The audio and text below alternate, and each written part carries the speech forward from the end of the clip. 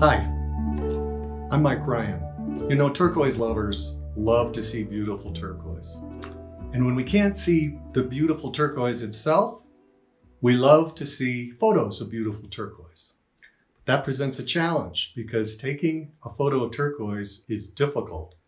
As anyone who's tried to do it knows. It's hard to get the light just right because we often seem, whether we're using natural light or artificial light, I always seem to get these hot spots in the turquoise reflected off the polished surface of the stone.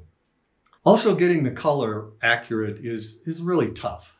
Now we can adjust that in post-production, but you really don't want to do that. You really want to show the stone the way your eye sees it as closely as you can. And in Turquoise in America, our photographer, Arlen Ben, was very successful in getting the color right.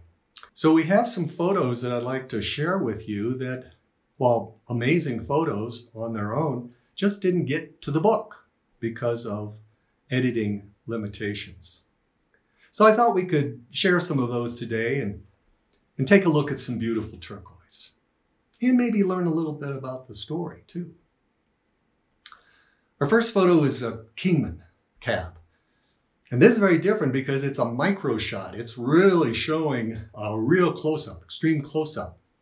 And this really shows how the turquoise really forms. And I think that's very interesting, as well as showing the typical pyrite formations in the matrix of the Kingman turquoise. The next shot is a beautiful, heavy, traditional cut Santo Domingo bead necklace, using a technique that really goes back to when they were doing hand rolling and hand drilling of these beads. These beads were made by Maynard Garcia of Santo Domingo, which is known as Kiwa Pueblo now. And he found this stone, one big stone at Cerrillos, and he decided to cut it and then use it all in one necklace. So we have this very heavy, massive necklace, very unique, and really demonstrates a very traditional look for Cerrillos turquoise. He sold this at the Santa Ana feast day to Gabby and Wolfgang Oehle, who are German Indian art dealers. And you can see their jewelry that they have purchased over 35 years of collecting at sacred-stone.com. Our next one is a piece of Royston. Now, Royston comes in lots of different looks, blues and greens. This one has a sort of a very distinctive light blue color to it. And the cut is distinctive because while it's a teardrop, it's asymmetrical. And I think that really adds to the attractiveness the way the matrix is displayed in that cut. Now, if we go down into Caraco Lake Valley, we'll find Caraco Lake turquoise. Now, the named claims, the locations of that turquoise are the Aurora and Stone Cabin. And you can learn the whole history of Caraco Lake turquoise in Turquoise in America. Stone Cabin is a claim that has not been worked for a while. Now, Ernie Montoya has this claim along with the Aurora claims, but he's really focused on the Aurora claims and has been selling the Caraco Lake, a lot of it, that very high-grade green, that very distinctive green turquoise that comes from there. But Caraco Lake, as we know, comes in blues and greens. And this Stone Cabin bolo, which is a large bolo, it's about the size of this bolo I'm wearing here, really shows that blue and that green, which is associated with Caraco Lake. Red Mountain is another historical mine. It's directly across Caraco Lake Valley from the Aurora and Stone Cabin claims. And it's currently owned by Kelly McGinnis. Now, Kelly's son cut this cab, and I love the way he cut it because he used a technique, sort of a rough cut to it, where the name of the turquoise, Red Mountain, is demonstrated in the cut of the stone.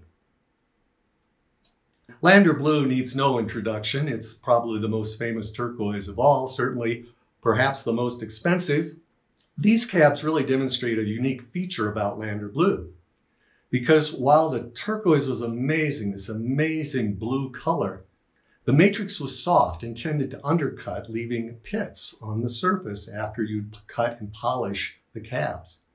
So the cutters were Buck and Joe Edgar, and they were cousins. And we can see in this photo the top fill that they used.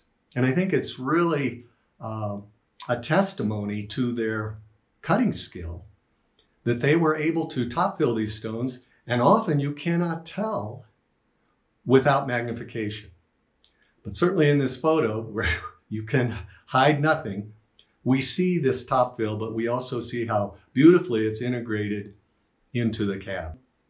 About 2-3 miles north of Lander Blue claim is the Super X claim, which was one of the first claims that the Edgar brothers had in Lander County.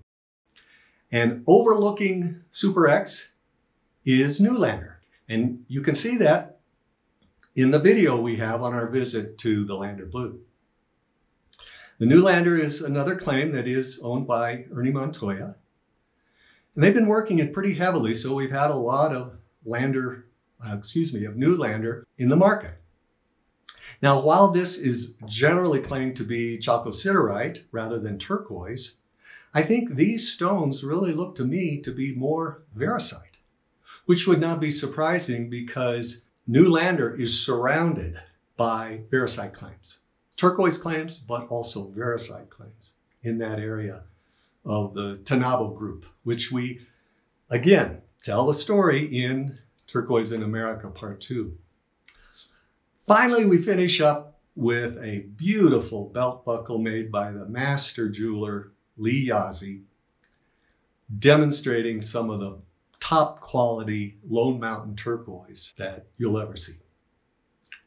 So I hope you've enjoyed seeing these magnificent Arlen Ben photos, and that if you haven't had a chance to see the photos in the book, that you do buy the book and see these photos that we have in our turquoise gallery, which are printed on special paper, coated paper. They really came out, I think, wonderfully.